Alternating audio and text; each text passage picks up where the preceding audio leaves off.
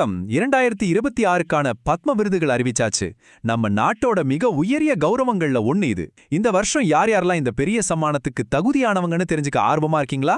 வாங்க, அவங்கள பத்தி நாம இப்ப விரிவா பார்க்கலாம். இந்த விருதுகள் சும்மா கொடுக்கப்படுறதில்ல. கலை, சோஷியல் சர்வீஸ், சயின்ஸ்னு பல துறைகள்ல தங்களோட வாழ்க்கையவே நாட்டுக்காக அர்ப்பணிச்சவங்களுக்கு கிடைக்கிற ஒரு மிகப்பெரிய அங்கீகாரம்.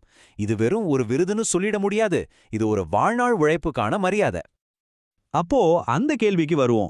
2026ல இந்த லிஸ்ட்ல யார் இருக்கா? நம்ம நாட்டோட பெருமையை உச்சிக்கு கொண்டு போன அந்த சாதனையாளர்கள் யாரு? அவங்களோட பங்களிப்பு என்ன?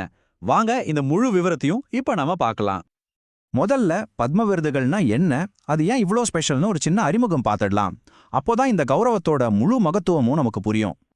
ஒவ்வொரு வருஷமும் நம்ம ரிபப்ளிக் டே அன்னைக்கு இந்த விருதுகளை அனௌன்ஸ் பண்ணுவாங்க. உங்களுக்கு தெரியுமா, நம்ம நாட்டோட highest civilian honour Bharat Ratna, அதுக்கு அடுத்த இடத்துல இருக்கிறது இந்த பத்ம விருதுகள் தான். அப்ப பாத்துக்கோங்க இதோட மதிப்பு என்னன்னு. இந்த பத்ம விருதுகள்லே 3 கேட்டகரி இருக்கு. ஒரு வருஷப்படி பார்த்தா டாப்ல பத்ம விபூஷன், அதுக்கடுத்து பத்ம பூஷன், அப்புறம் பத்மஸ்ரீ. ஒவ்வொன்றும் ஒவ்வொரு விதமான சேவையை கௌரவிக்குது. சரி, இந்த 3க்கும் என்ன வித்தியாசம்னு நீங்க கேட்கலாம். ரொம்ப சிம்பிள்.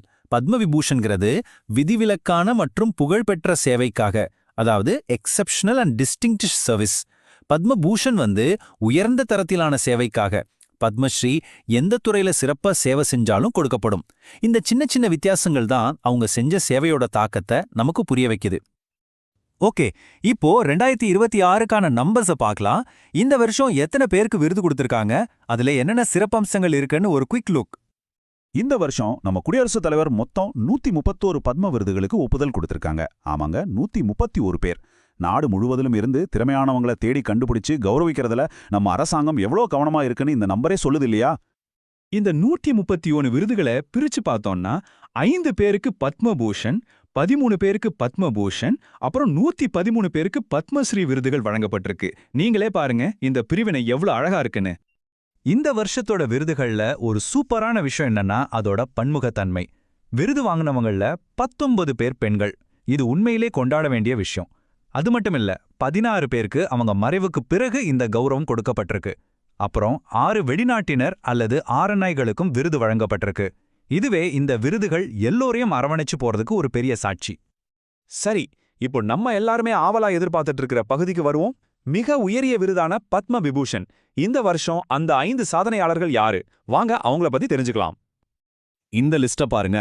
கலைத்துறையில மறைந்த திரு தர்மேந்திர சிங் தியோல் அவர்களுக்கும் திருமதி என் ராஜம் அவர்களுக்கும் இந்த கௌரவம் வழங்கப்பட்டிருக்கு. பொது விவகாரங்கள் துறையில திரு கேடி தாமஸ் மற்றும் மறைந்த திரு VS அச்சுதானந்தன் அவர்களுக்கும், இலக்கியம் மற்றும் கல்வியில திரு P நாராயணன் அவர்களுக்கும் இந்த விருது கிடைச்சிருக்கு.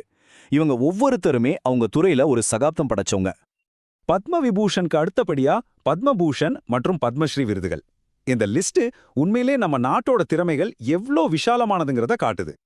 பத்மபூஷன் லிஸ்ட பார்த்தா அடேங்கப்பா, கலைத்துறையிலிருந்து திருமதி அல்கா யாக்னிக், நம்ம எல்லாருக்கும் பிடிச்ச நடிகர் திரு மம்மூட்டி, பிசினஸ் உலகத்திலிருந்து திரு உதய் கோடக்னு பெரிய பெரிய தலைகள் இருக்காங்க. நம்ம தமிழ்நாட்டிலிருந்து மருத்துவர் திரு கள்ளிப்பட்டி ராமசாமி பழனிசாமி அவர்களுக்கும், சமூக சேவகர் திரு SKM மேலானந்தன் அவர்களுக்கும் இந்த கௌரவம் கிடைச்சிருக்கு. இது ஒரு திறமைகளின் கொண்டாட்டம்னு தான் சொல்லணும். இப்போ பத்மஸ்ரீ விருதுகள் பக்கம் வருவோம். இங்க ஸ்போர்ட்ஸ் ஸ்டார்ஸ் பட்டைய கிளப்பிருக்காங்க. நம்ம ஹிட்மேன் ரோஹித் சர்மா, ஹர்மன்பிரீத் கவுர், அப்புறம் ஹாக்கி கோல் கீப்பர் சவிதா புனியான்னு நம்ம விளையாட்டு வீரர்கள் பலருக்கும் இந்த விருது கிடைச்சிருக்கு. அவங்களோட கடின உழைப்புக்கு ஒரு சரியான அங்கீகாரம் இல்லையா? ஸ்போர்ட்ஸ் மட்டும் இல்ல, நிஜமான சமூகத்தின் தூண்களையும் இந்த விருதுகள் கௌரவிக்குது. சத்தீஸ்கர்ல இருந்து சமூக சேவகர் டாக்டர் புத்ரிதாதி, கர்நாடகாவிலிருந்து திருமதி சுஷிலாம்மா, கேரளாவிலிருந்து விஞ்ஞானி திரு AE முத்துநாயகம் வரைக்கும் இப்படி பல துறைகள்ல அடிமட்டத்திலிருந்து சேவையை செய்யறவங்களையும் இந்த விருதுகள் அடையாளம் காட்டுது. இன்னொரு சுவாரஸ்யமான விஷயம் என்னன்னா, இந்த விருதுகள் இந்தியாவோட எல்லைகளை தாண்டி போயிருக்கு. அமெரிக்காவில் இருக்கிற நம்ம டென்னிஸ் லெஜெண்ட் விஜய் அமிர்த்ராஜ், ஜெர்மனில இருந்து டாக்டர் லார்ஸ் கிறிஸ்டியன் கோச்னு வெளிநாட்டு சாதனையாளர்களுக்கும் பத்ம விருதுகள் கொடுத்திருக்காங்க. நம்ம நாட்டோட பெருமை உலக அளவுல பரவுது. இந்த லிஸ்டெல்லாம் பார்க்கும்போது உங்க மனசுலயும் ஒரு கேள்வி வரலாம். அப்படி என்ன செஞ்சா நம்ம நாட்டோட இவ்ளோ பெரிய கௌரவத்துக்கு தகுதியானவரா மாற முடியும்? இதுக்கு பதில் ரொம்ப சிம்பிள். பத்ம விருதுகள் ஒரு குறிப்பிட்ட துறைக்கு மட்டும் சொந்தமானது கிடையாது. இந்தியாவோட எந்த மூலையில இருந்தும், ஏன் உலகத்துல எங்க இருந்து நம்ம நாட்டுக்கு பங்களிப்பு செஞ்சாலும் அதை கொண்டாடுறது தான் இந்த விருதுகளோட நோக்கம். சுருக்கமா சொல்லணும்னா இது ஒரு வாழ்நாள் சாதனைக்கும் அர்ப்பணிப்புக்கும் கிடைக்கிற மரியாதை. ஆக கடைசியா நம்ம என்ன புரிஞ்சுக்கணும்னா, பத்ம விருதுகள் வெறும் தனிநபர்களுக்கானது இல்ல, அது நம்ம நாட்டோட ஆன்மாவையே கொண்டாடுது. நம்மளோட பன்முகத்தன்மைய, நம்மளோட அடக்க முடியாத திறமைய கொண்டாடுது. இந்த விருதுகள் சேவை செய்யறதுக்கும் சாதிக்கிறதுக்கும் நம்ம எல்லாருக்குமே ஒரு பெரிய உத்வேகத்தை கொடுக்குது இல்லையா?